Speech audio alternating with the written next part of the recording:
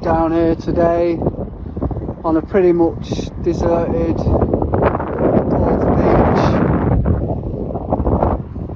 Storm rolled over yesterday, the sea's still pretty wild. I'm just trying to clear my head a bit. I'm off work today. I thought I might just walk over. Is that Trevelga Headland? So over to Trevelga Headland, so off we go. And I don't know how you really start this. I suppose this is going to be a bit of a monologue about what it's like to live with cancer. And in some ways it's inspired by an account I've been following for a couple of months now. An account called Alice in Cornwall, who's documenting and sharing her mental health journey, I suppose. And it's a really honest account of what she's been through, and it's really opened my eyes up to. It's just a really honest account, and I have messaged her and said I think she's incredibly courageous and brave to put out what she does, and it's a really good account. So if you like real Instagram accounts, give Alice in Cornwall a follow, because it's a really good one. A couple of dog walkers over there, taking the dogs out for a walk. Those of you who know Newquay, who've spent any time in Newquay, probably had a pint at some point.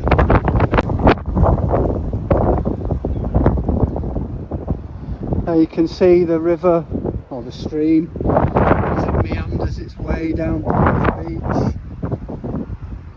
Some beautiful houses. Tide's out at the moment.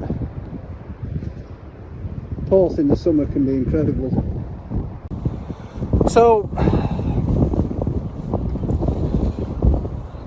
what I found with cancer is, I can't speak for other people who've had cancer, even when you get the news that your cancer's in remission, that it's gone, it just hovers, or it just lingers in the background, and that's one of the hardest things to deal with. And I was saying to my wife before, I mean, I should really say what's kicked all this off is, in the run up to the amputation of my arm, Nigel posted a reel of a guy called Kyle Abrahams, and Kyle's a kneeboarder, and he was kneeboarding at the Wave, and I remember seeing that reel of him kneeboarding, and I just thought, wow, yeah, if I can do that after my operation, I'll be delighted. And so I messaged Kyle, and he got back to me, and he was really supportive. And the other part of the reel wasn't just him surfing, it was that he'd had his own cancer experience, and he'd had cancer of the esophagus, and he'd got into remission and was clear. And so I met, he was always really supportive, Kyle, really encouraging. And when I told, I'm going to be a kneeboarder, and he was just, yeah, of course, he was totally upbeat, full of encouragement. And I only ever met Carl once, and when I did meet him, we were having a good chat about our cancers, and Kyle's cancer surgery had involved removing the part of his esophagus that was diseased, and then what the surgeons did was pull his stomach up and pull what was remaining of his esophagus down, and join the two together. And I remember saying, wow, that sounds some heavy duty surgery. And it was like, yeah, it's called the surgery of 1,000 complications. But he was well, and a few weeks after I met him, he went over to Sumbawa in Indonesia for 3 weeks, and he was surfing there, and he got food poisoning when he came back, and just went really quiet, didn't hear anything from him. And then probably around the middle of the year, he's sort of active again on social media.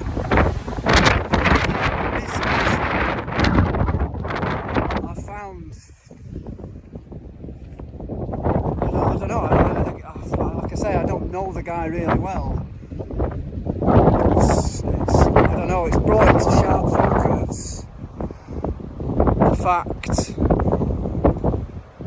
well, none of us know how long we've got, none of us know what's around the corner, as evidenced by, certainly for me, 2 years ago I had an arm. I didn't know that this was coming my way, but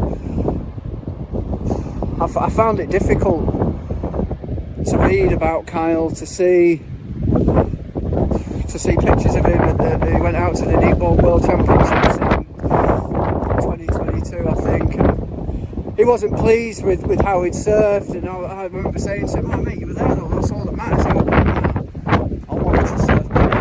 I totally get that. So I suppose this monologue is in part a tribute to Kyle, a guy whose energy and his enthusiasm for life and for surfing was really infectious. So I don't know, I find it quite difficult to deal with that.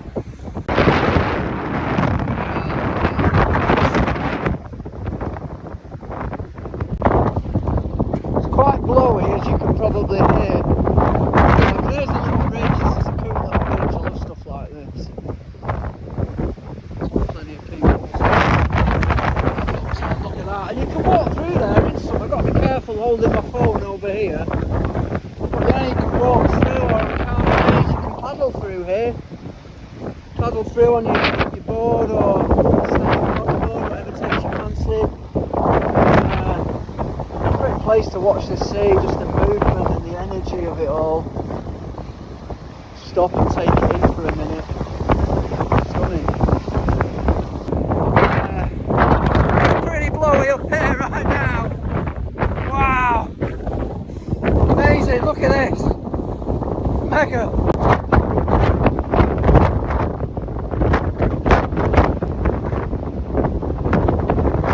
And over to New Quay. There's Paul, Lusty Glaze. Sort of see Tom now. Over there, where you can see that little bay, you can jump off the rocks there.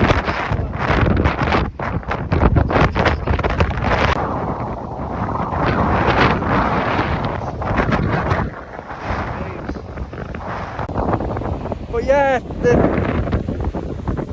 I was speaking with the Chop Business Overlord the other day about the next stages for Chopped Enterprises.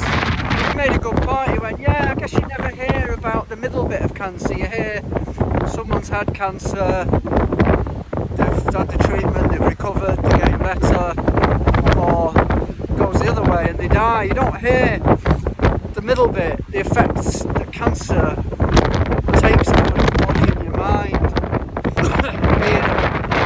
Living my life normally, and now I'm a father, a husband, I have a lot to live for.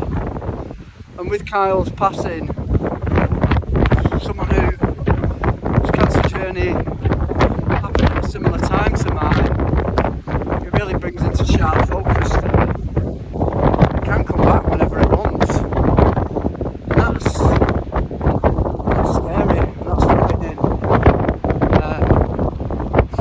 And I do feel better for getting out and whittering onto my phone, and I'll share this. But yeah, I don't know. It takes its toll on you.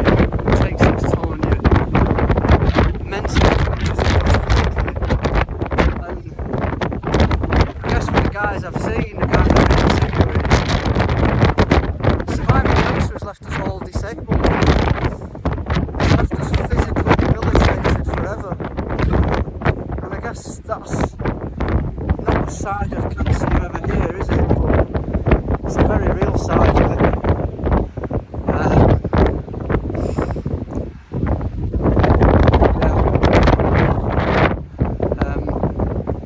And that's probably where I'm going to end this video. Not a very upbeat video, is it? But it's a real video, and I think part of my New Year's resolution is to try and be maybe more honest about the challenges and the difficulties that I face in dealing, in accepting having had cancer twice.